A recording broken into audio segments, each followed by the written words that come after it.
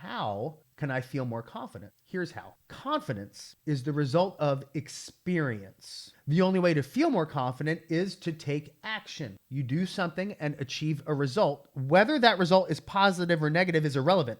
The most important thing is that you take action and then something happens. When it's a positive result, the confidence comes from knowing that you have achieved a degree of success and you have the ability to do it again. If it's a negative or a undesired or unexpected result, your confidence grows because you took action and now you know it doesn't work and you can try again. Remember, we win or we learn. We do not fail. So again, it's not so much about the result of the action that you took. It's just getting a result is what is the most important factor. Let's go! What you're about to watch is a live recording of my weekly Mindset Monday call. Every week, high performers and entrepreneurs from around the country jump on with me to this free call to get ready to reset, get focused, and prepare to execute at a higher level. There's no script and it's not content just recorded for the sake of it. It's real, it's tactical, and it's live. Most of the videos on this channel are live recordings because quite frankly, I don't have the time or interest to sit here all day and record content just to post something. I'm spending my time doing what I love: speaking, coaching, building businesses, writing, and helping people win. When we're on these calls, you're seeing it and participating in it as it happens. If you ever want to join us on the call and be part of the Impossible to Fail community, you can be. Just go to robstein.com and submit your email address and I'll send you the login details. If you're here to grow, execute, build something meaningful, and want to reach your ultimate potential, you're in the right place. Let's get to the call. Today, we're continuing our series on this of aspects 8, 9, and 10. And if you want to see aspects 1 through 7, do feel free to go back on YouTube and check them all out. Or if you have my coaching, check the training archives because all the calls are recorded. We already did 1 through 7. Now we're on to number 8, which is victim mentality. Y'all, I got to tell you something. I am a very happy dude, very positive, always looking on the bright side of things because I think you have to have a lot of optimism to be successful as an entrepreneur. I don't really have many things that make me angry. However, if I had to pick one, if someone said, Rob, what's your hot button? It would be this one right here. Y'all, victim mentality makes me want to Hulk smash everything. I cannot stand it. And if you have a victim mentality, not just in entrepreneurship, but in life, you're really not going to reach your maximum potential. But especially as a business owner, especially as an aspiring entrepreneur or an entrepreneur looking to take it to the next level, it will be impossible if you have a victim mentality. Think about maybe someone you know, or if this is you, think about this. The person that has an excuse for everything as to why things haven't worked out. They take no ownership of their actions or their outcomes. They stay stuck. It's always someone else's fault. The situation is far worse than everybody else, and that's why they are where they are. I guarantee you, if you have a victim mentality, you will fail as an entrepreneur. And remember, how do we define failure in the Impossible to Fail community? Failure is only failure if it's permanent. If you quit and shut it down, you are inevitably going to fail if you have that victim mentality, because the world doesn't owe you anything and facts don't care about your feelings. The market only rewards effort and results. The market does not reward intention. The market doesn't care how much you want to do something. All the market recognizes is action and then the results that you get. The only person responsible for the results you're getting is that person staring back at you in the mirror. The market is not even responsible for the results you're getting. You are. You are responsible for putting actions into the marketplace.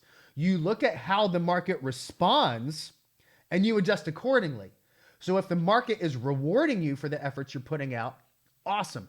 If the market is not rewarding you, it's on you to say, I am taking action, I am making effort, it's not working. What can I do to improve? And again, that's where having the coach, the mentor, the Impossible to Fail blueprint really helps, because then you know exactly what to do. Now, I admit I learned about this habit the hard way. When I grew my real estate business to the point that I literally couldn't handle all my clients anymore, I knew it was time to build a team, but it took me a really long time to learn how to recruit, how to interview agents, and how to set proper expectations for my team. And in the beginning, I just hired people. I hired anyone that I thought seemed excited about the opportunity. If you've never hired someone before, let me tell you a really common pitfall to avoid. It's really easy if you're hiring someone and you haven't had experience hiring people to hire the first person that comes along that has a pulse, has a smile, is excited about what you're doing, and has the qualifications to accept the job. So in this instance, I was a real estate team leader. So if this person had a pulse, a smile, a real estate license,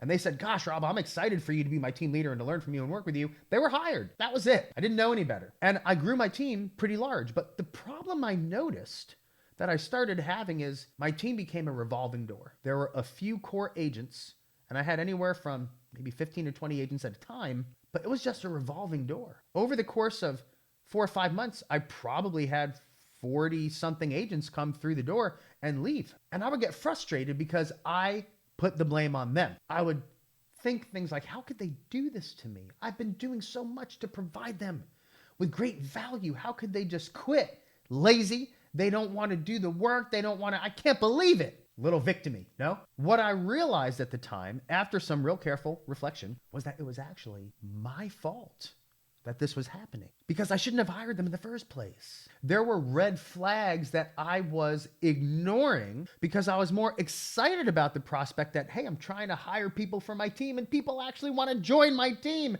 rather than really trying to be more calm, cool, collected, objective, and look at red flags that, when I look back on it in hindsight, were actually very, very clear. I just chose to ignore them. There were things in the interview process I was just missing. And it was also my fault for hiring agents that did not exemplify the culture I was trying to create. It was also my fault for not setting accurate expectations for my team. When it comes to establishing culture in your organization, you need to hire people that exemplify that culture.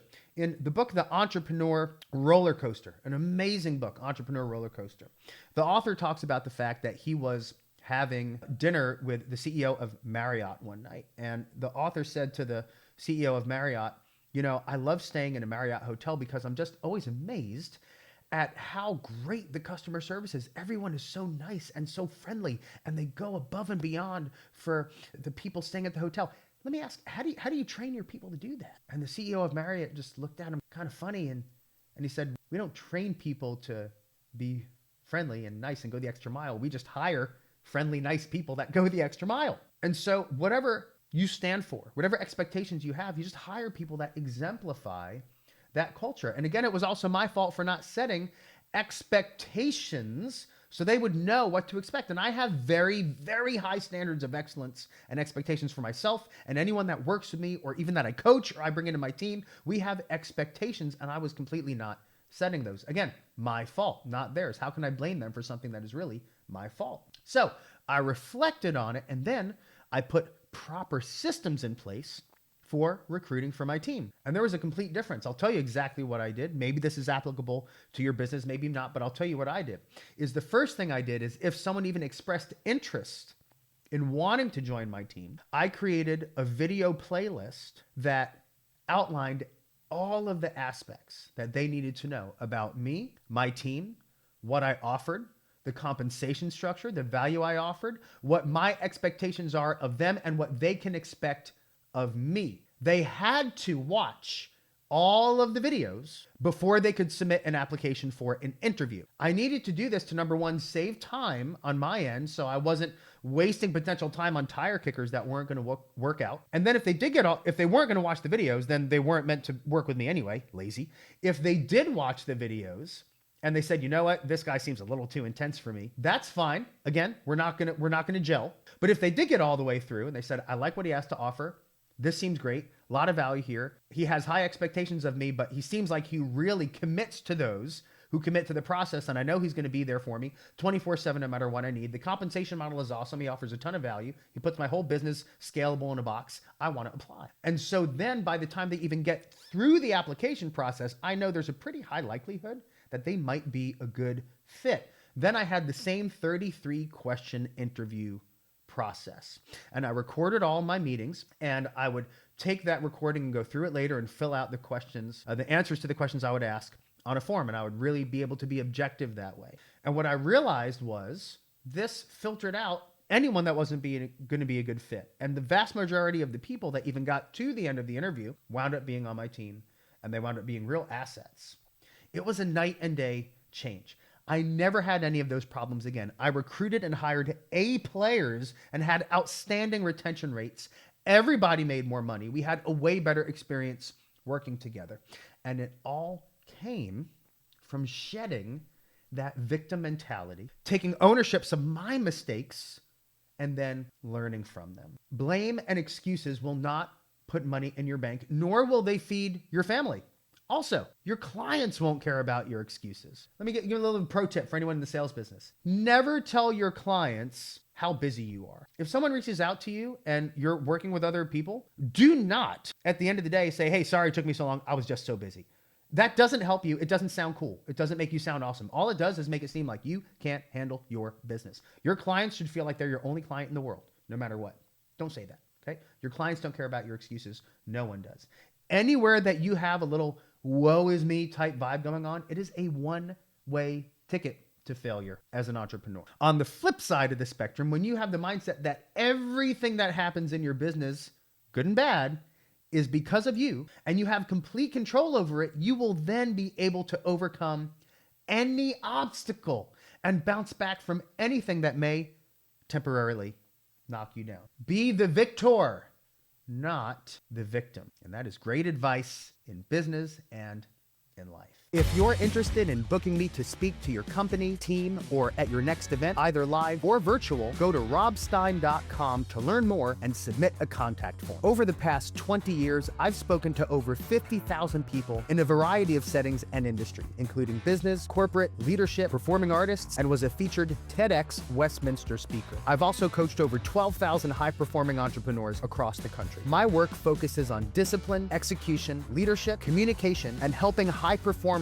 reach inevitable success through disciplined and consistent action. If your team or event meets online, I also offer virtual speaking experiences supported by a professional level home broadcast studio designed to deliver the same energy and impact as being right there in the room. Whether the event is live or virtual, your people will get clear direction, practical strategy, and a message that motivates and inspires them to execute long after the event is over. Go to robstein.com to learn more. Now, number 9, as we're heading to the finish line of this series, the confidence cycle. It took me a while to figure out what to call this part of the chapter, habit number 9. I came up with the term cyclical confidence, in which faith and confidence work together. When you're doing something new, you're in the launching phase of a new endeavor, you're building your business or you're scaling your business, something that's going to bring dramatic results, even if it's not in business, maybe it's a personal endeavor, you have to have confidence in yourself. Because when you have confidence in your abilities, your state of mind is more positive. You're operating on a higher frequency. You exude higher levels of confidence to your team, to your prospects, to your clients. That allows you to achieve much higher levels of performance and consequently better results. In this phase, however, of doing something new that you don't have experience in, you're probably going to have some fear and doubt because you're just starting a business or an entrepreneurial journey and you don't have the experience yet to provide the confidence that you need. But you know that confidence in yourself and in your abilities to do whatever it takes to get it done is the main weapon in your war chest to fight the good fight against these feelings of fear and doubt. So we're in a bit of a conundrum here. We have some juxtaposing things going on. You know that confidence is important, but you don't have any because you don't have enough experience in the new thing that you're doing. So you might be asking yourself, then how can I feel more confident? Here's how. Confidence is the result of experience. The only way to feel more confident is to take action. You do something and achieve a result. Whether that result is positive or negative is irrelevant. The most important thing is that you take action and then something happens. When it's a positive result, the confidence comes from knowing that you have achieved a degree of success and you have the ability to do it again. If it's a negative or a undesired or unexpected result, your confidence grows because you took action and now you know it doesn't work and you can try again. Remember, it is not a failure. Remember, we win or we learn. We win or we learn. We do not fail. So again, it's not so much about the result of the action that you took. It's just getting a result is what is the most important factor. Now, confidence doesn't exist in a vacuum. It feeds and grows on learning experiences. So the more action you take, you will grow in confidence. Even if the outcome is not what you want, you're still going to become more confident. The more experience you feed your confidence, the bigger it will grow. You keep taking action over time and you'll develop more and more confidence. You will perform better every single time. I promise that's how it's going to go down. So then the big question is, how can you feel more confident when you're doing something for the very first time? This is where faith comes into the equation. In Merriam-Webster's dictionary, faith is defined as a firm belief in something for which there is no proof. So when you're attempting to do something for the first time, you have a firm belief that you will achieve success, despite not having proof from prior experience that it will work. You have faith in yourself that you will do whatever it takes for as long as it takes to get it done. Now, for me, I also have faith in God. I have faith that He's going to equip me with the wisdom and the motivation and the clear path to get done what I need to do. But your confidence will grow along the way. Every new endeavor that you take comes with an impossible to fail guarantee. And that guarantee is your level of action. As long as you follow this framework, you can have faith in yourself knowing success is inevitable because you're not going to stop. Remember, let's review the impossible to fail formula. Number 1, get the blueprint so you know exactly what to do and how to do it. Number 2, implement the blueprint and all the skills you're learning with massive action, relentless consistency, and time. Hold yourself accountable, and it is impossible to fail.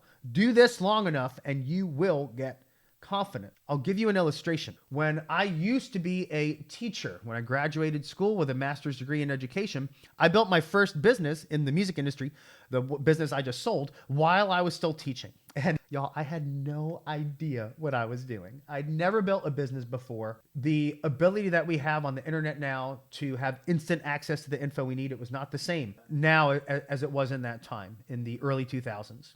I'd never built a business. I'd never made hundreds of thousands of dollars. I had no idea how to do any of the things I needed to do. So needless to say, there was a huge learning curve. And there were many, many times that my confidence flagged. I would ask myself questions filled with fear and doubt.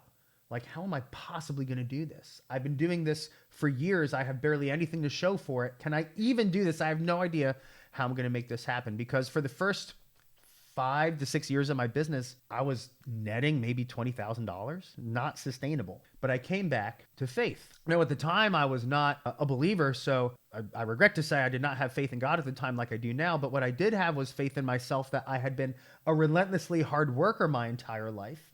And I knew I wanted to build that business more than anything. So what I did was I drew on the experience I did have to give myself some confidence. Now, I had never built a business before, so I didn't have confidence as a business owner. But here's what I did have confidence in. I had worked hard for something significant over long periods of time. At the time, I'd become a professional trumpet player, and I performed with some of the best ensembles in the nation. I'd earned a master's degree in education from a fantastic university. I got a rock solid teaching job as a new graduate. So while I had no experience in building a business, what I did have was faith that I could get it done because of the confidence I already had in myself from a previous experience that had positive results. So the faith was a result of confidence in an unrelated experience that I could carry over to the new endeavor. So my previous confidence planted that faith, and I entered the confidence cycle, which looks like that. So as I started to achieve success, each little win gave me more confidence in the business I was building. When I sold my first piece of music to an ensemble that had never heard of me, that was a big win. They just found my website and bought the product on merit of the product itself. That pumped up my confidence. It was just one piece of music I sold to one band. It was only a couple $1,000s, but it gave me the proof of concept that I could actually do it. Each new win then built more confidence.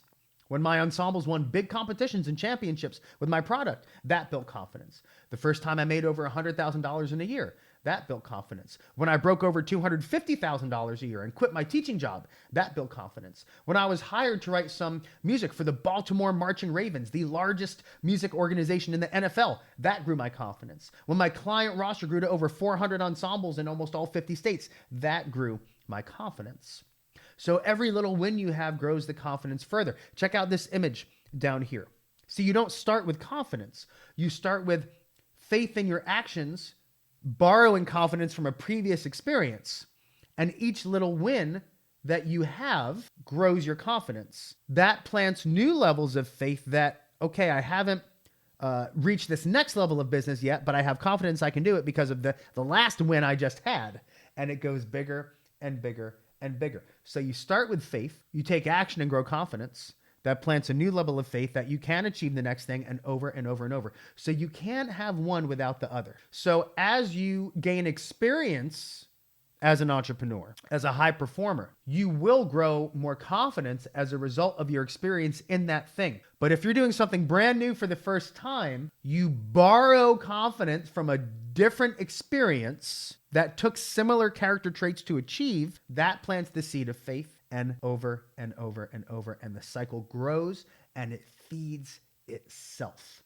You cannot have one without the other. This video is sponsored by Impossible to Fail, where I share exactly how I transformed my life from an overweight, underpaid middle school teacher to championship bodybuilder and multiple business owning entrepreneur, launching and scaling numerous businesses, each to the top of their industries, including real estate, online courses, music, speaking, coaching, and more. Over the past 20 years as an entrepreneur, I've discovered that life-changing success follows a predictable formula, one you can repeat again and again. In this book, I show you the exact steps to take to guarantee your success in anything. Literally the step-by-step blueprint you can implement in your life and business that'll guarantee you reach your goals and get what you want. There is no false hype or fluff in this book. I can't stand that stuff. Only real, in-the-trenches experience and the tactical steps to take. The book also includes a resource link to free resources like business planning and financial spreadsheets, implementation guides, and more. I hold nothing back and share the raw truth about being a high-performing entrepreneur so you can not only survive, but thrive in your journey to success. Impossible to Fail is available wherever books are sold, in both paperback and audiobook for high performers who want to learn on the go. With the right blueprint implemented with massive action, relentless consistency, and time, it is impossible to fail. Now, number 10.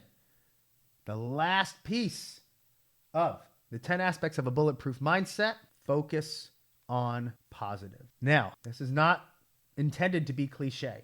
Just stay positive. You have to have a high degree of optimism if you want to be able to achieve success. I'll give an example of what happened to me today. 5 a.m. in my office, working on my talk for the TEDx Westminster conference I have coming up. Early, tired, didn't feel super motivated, but I just had to get it done. I'm overworked. I'm tired. Had a long weekend. I'd maybe prefer to be sleeping a little bit, but what do? Tell you exactly what I did. Poured myself some more coffee, got a nice cold water, got a little bit of pistachios over here, a little snack, and I raised my desk to standing mode, put my headphones on, start listening to some music, get me pumped up, get it done. I tell myself that no one's going to write this thing for me. I have a big opportunity in front of me. It's time to crush. Let's go. Who's got the next opportunity for me? And then I sit down and made awesome progress on the talk. And you know what? That kind of thing works every single time. My mindset changes. I'm ready to take action on what needs to be done. Even if I'm a little resistant, I know I'm going to do the task, because if you stayed tuned to the previous 9 habits, you know why. So if you're going to do the task anyway, you may as well shift into a positive mindset. And this is not just blowing sunshine in your face, hypothetical anecdotal evidence. I will say there is a high degree of anecdotal evidence to this, but there is scientific evidence to back it up. In 2023, Amen Clinics posted an article showing that negative mindset and negative thoughts, ruminating on negative things, has a whole host of negative side effects. Poor cognitive function, memory issues, poor decision making. Negative mindset scientifically is proven to make it much more likely that you're not going to do the thing you need to do at the level in which you need to do it, or you're not going to do it at all, and dramatically increases your chance of failure. Always do your very best to remain positive, no matter what comes your way. There will be plenty of times that you're feeling exhausted, angry, down in the dumps. These are to be expected, and anyone that tells you otherwise is, number one, either lying, or number two, hasn't been in the entrepreneur world long enough to know that how actually challenging it really is. There's some fake influencer who rented whatever stuff they're showing off for the day and actually hasn't accomplished anything. Because anyone that's accomplished anything of substance will tell you it's not always easy. More often than not, it's not easy. It's not always fun. It's not always glamorous. It's the hardest thing you'll ever do. And it is totally worth it. So these instances are to be expected. Once you expect them, they really shouldn't surprise you or derail you. So you make the decision now to choose positivity in how you react. Now, let's be real. I'm not always saying that you just tell yourself, no matter what hits come your way, hey, don't worry, be happy all day long. It can only go up from here. That is not the case. But if things aren't going your way, shed the victim mentality from number 8, figure out why, figure out what's going on, analyze, and move forward positively. Reflect on what went wrong and then take immediate action to make it right. In those tough moments, instead of giving up or cursing your situation, you can take a few deep breaths and say something like, all right, we've got some unexpected obstacles here. This is a little stressful. I got to get through this. Let's figure this out because failure is not an option. I will stay positive because I have complete control over my thoughts, attitude, and actions. If you need to, log on robstein.tv and check out one of my videos and get pumped up and keep moving. Think about simple actions you can take that do put you in a positive state of mind. Listen to your favorite song. Stand up, jump around, get some exercise in. Go outside and sit in the sunshine. Take the dog for a walk. Play with your kid. Do whatever puts you in a positive state of mind. Do what you know will get your mind right. Now, let's also be very transparent here. Sometimes you may just not be able to do that. Sometimes you just won't be able to turn your mindset around. And that too is okay. Give yourself some grace. Maybe you lost a client and you're feeling angry and frustrated. Maybe it's taking a really long time to see results. It's okay to be angry. And I'll let you in on something. Some of my biggest accomplishments in business have been completely fueled by anger. Something didn't go as I was expected, and I just got angry, and that was my fuel. Now, I will say, anger can be a very powerful fuel source when harnessed, but it's not sustainable and should not be a long term. It might be a tool in your toolkit when you need it or if it happens, but it should not be the base from which you operate. Develop the ability to shift into a positive mindset by learning how to not obsess with things that don't go as expected. Remember, it's not so much about what happens, more so how do you respond to it. See if you can shorten the amount of time that it takes from when the thing happens that doesn't go as expected, that puts you in a negative state of mind, to turning it around. I used to be really bad at this. Back when I got started in business, sometimes it would take me days or weeks to get over my feelings about unexpected events or obstacles. But I will say that over time, I earned my doctorate in the School of Hard Knocks. And I've come to accept that such events are absolutely inevitable. And again, it's not about what happens to me. It's more about how I respond to it. It's not about what happens to you. It's more about how you respond to it that determines your level of success. So what I did was I worked on shortening the amount of time it took to turn my mindset around. And I've gotten it down to a few minutes in most instances. If you look on the screen here, you'll see in the background here is a stressless chair. That's the brand, Stressless. Y'all, if you haven't tried a stressless chair, it's called Stressless for a reason. I highly recommend it. Put it in your home office and it's a write-off, okay? I sit in this extremely comfy chair every morning. I game plan, I think, or just relax. This is also my go-to chair when something seriously unexpected happens. And I give myself 3 minutes of stressless time. I will sit in that chair. I'll let myself be angry. I'll say whatever I got to say to get my emotions out. After 3 minutes, time to turn it around and be positive.